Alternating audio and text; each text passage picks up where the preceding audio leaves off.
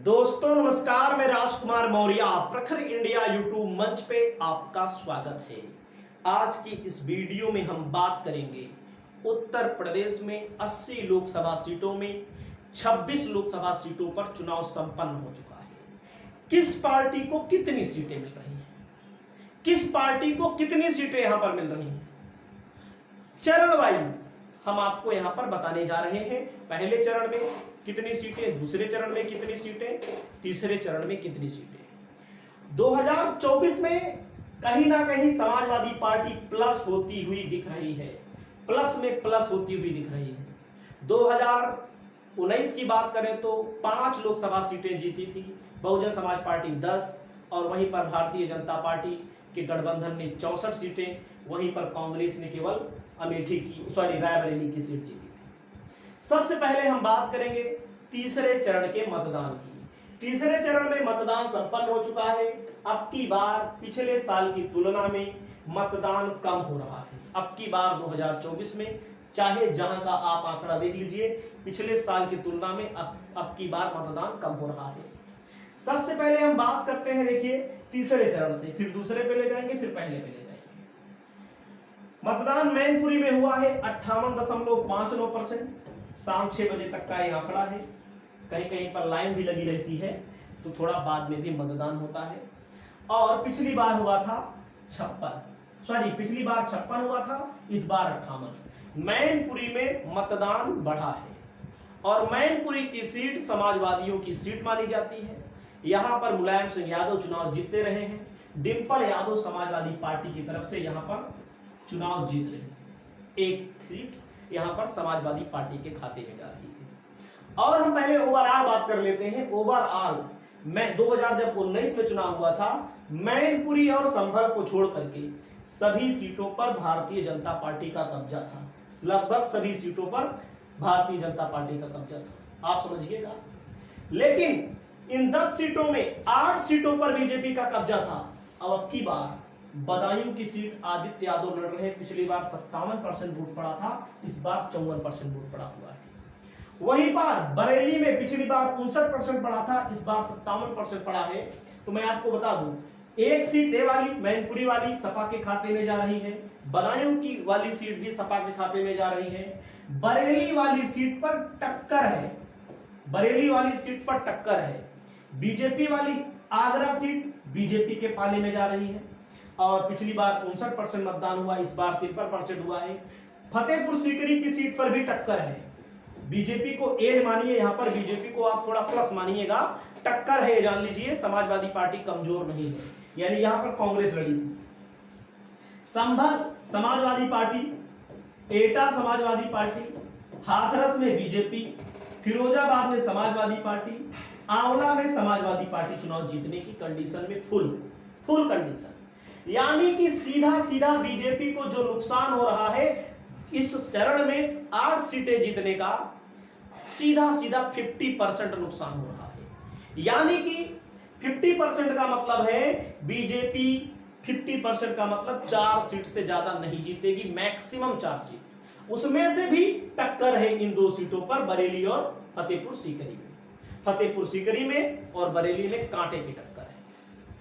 और आंवला की सीट है, एटा की सीट है, यहां साक के कैंडिडेट देने के कारण समाजवादी पार्टी यहां प्लस में है। साक के अलावा यहां पर बसपा का वोट भी सपा को मिला हुआ है। और अगला मैं चलता हूं दूसरे चरण में, देख लीजिएगा। यहां पर मैंने आपको बताया पहले चरण में समाजवादी पार्टी को कितनी सीटें मिल रही हैं। पहले चरण में समाजवादी पार्टी को 6, बीजेपी को हम 4 मान लेते हैं। ये 7 भी हो सकती है, लेकिन ये 5 नहीं होगी, ये भी तय है। अगला चरण आता है, दूसरा चरण बीजेपी के लिए मजबूत रहा। जैसे मथुरा की सीट है, हेमा मालिनी चुनाव लड़ी, अब की बार सीधा 49%। पिछले 2019 में 61% मतदान हुआ, अब की बार 49%। गाजियाबाद में भी 49%। देख सकते हैं ये बीजेपी का होल्ड है, ये दोनों सीट। लेकिन यहां पर गौतम बुद्ध नगर में भी बीजेपी है, बुलंदशहर में भी बीजेपी है, बागपत में आरएलडी लड़ी है। इन तीनों सीट, इन 1 2 3 4 5 6 सीटों पर बीजेपी को आप मानिएगा। और यहां अमरोहा, मेरठ और अलीगढ़, 3 सीटें यहां पर किसके खाते में जा रही हैं? गठबंधन के खाते में जा रही हैं। अब आप देखिएगा कितना सीट मैंने बता दिया, 18 सीट मैंने आपको बता दिया। 18 सीटों में यहां पर इंडिया गठबंधन के पास कम से कम 9 सीट और बीजेपी गठबंधन के पास 1 2 3 4 5 9 सीट, क्योंकि यहां पर बीजेपी का ज्यादा बड़ा होल्ड है। एक गाजियाबाद शहरी बेल्ट है, गौतम बुद्ध नगर, बुलंदशहर, बागपत, यहां पर गठबंधन भी इन्होंने किया है आरएलडी से। अगला नंबर आता है पहले चरण में, 9 सीटें दोनों जीत रही हैं यहां पर, ठीक है। पहले चरण में आप आ जाइए। पहले चरण में पीलीभीत में टक्कर है, तब भी आप इसको बीजेपी का ही मानिएगा, मतलब कि बीजेपी का ही मानिए, बीजेपी का मानिए। मुरादाबाद समाजवादी पार्टी, रामपुर समाजवादी पार्टी, सहारनपुर कांग्रेस वही समाजवादी पार्टी ही मान लीजिए इसको, कैराना समाजवादी पार्टी, मुजफ्फरनगर में टक्कर, बिजनौर में भी समाजवादी पार्टी।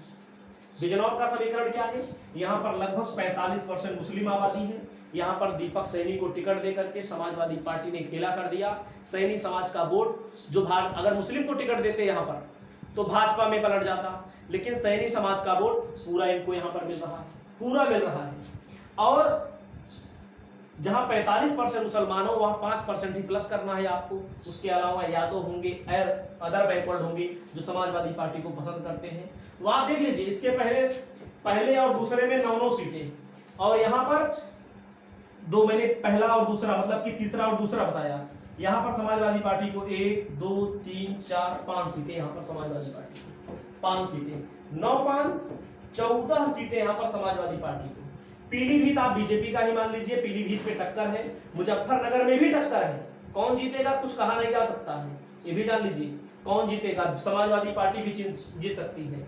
नगीना में चंद्रशेखर आजाद के लड़ने से कहीं ना कहीं मामला फंस चुका है।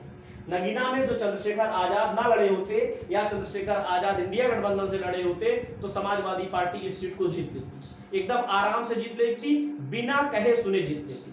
लेकिन यहाँ पर आप बीजेपी को पीलीभीत और यहाँ पर आप दे दीजिए, यहाँ पर मुजफ्फरनगर भी मैंने दे दिया, हालांकि टक्कर है, और यहाँ पर चेंज दे दिया 9 3 12। तो यहाँ पर कितनी सीटें हो गई? 26 सीटों में अगर मान लीजिए और कम कर दीजिए विपक्ष की सीटें, विपक्ष की सीटें अगर आप और कम कर देते हैं, और कम करके 10 ही कर दीजिए थोड़ी देर के लिए, मैंने माना 10 कर दीजिए। बहुत सारे लोग कहेंगे काहे 10 कर रहे हो, कर दीजिए 10, तब भी बीजेपी का भारी नुकसान हो रहा है। क्योंकि इन 16 सीटों में पिछली बार बीजेपी कौन सी जीती थी? मुजफ्फरनगर, कैराना, रामपुर उपचुनाव में जीती है, रामपुर छोड़ दीजिए, पीलीभीत 3 सीट यहां पर बीजेपी जीती थी पिछली बार। और यहां पर 4 5 6 7 8 9 10, एक छोड़ दीजिए 10 सीट, 11 12 13 14 15 16 17 18। पिछली बार 18 सीट बीजेपी यहां पर जीती थी, 18 सीट बीजेपी यहां पर जीती पिछली बार। और अब की बार कितनी सीट जीत रही है? ज्यादा से ज्यादा 14 सीट जीत रही है। तब बसपा से गठबंधन नहीं था, अब बसपा से समाजवादी पार्टी का गठबंधन नहीं था। तो आप एक बार फिर आकलन कर लीजिए, बीजेपी कितनी जीती थी? 1 2 3 4 5 6 7 8 सीट यहां जीती थी। सीधा सीधा बीजेपी को कितनी सीट का नुकसान हो रहा है यहाँ पर? 1 सीट का, 2 सीट का, 3 सीट का, 4 सीट का, 5 सीट का, 6 सीट का, 7 सीट का, 8 सीट का नुकसान बीजेपी को, सॉरी 6 सीट का बीजेपी को नुकसान यहां पर हो रहा है। तो पिछली बार, अब आप सोचिएगा बीजेपी सीधा सीधा 50% नुकसान हो रहा है। और अब जो चौथा चरण का चुनाव है, शाहजहांपुर, खीरी, धौरारा, सीतापुर, हरदोई, मिश्रिख, उन्नाव, बहराइच, अकबरपुर, कानपुर, कन्नौज, इटावा, फर्रुखाबाद, यहां पर भी बीजेपी ने धमाल मचाया था। कहने का मतलब बीजेपी सीधा ओवरऑल देखें 80 में से कितनी जीत रही है? 40 से कम भी हो सकती है। हालांकि आपकी क्या राय है, अपनी राय बताइए। इस वीडियो में इतना ही। नमस्कार, जय हिंद, जय भारत।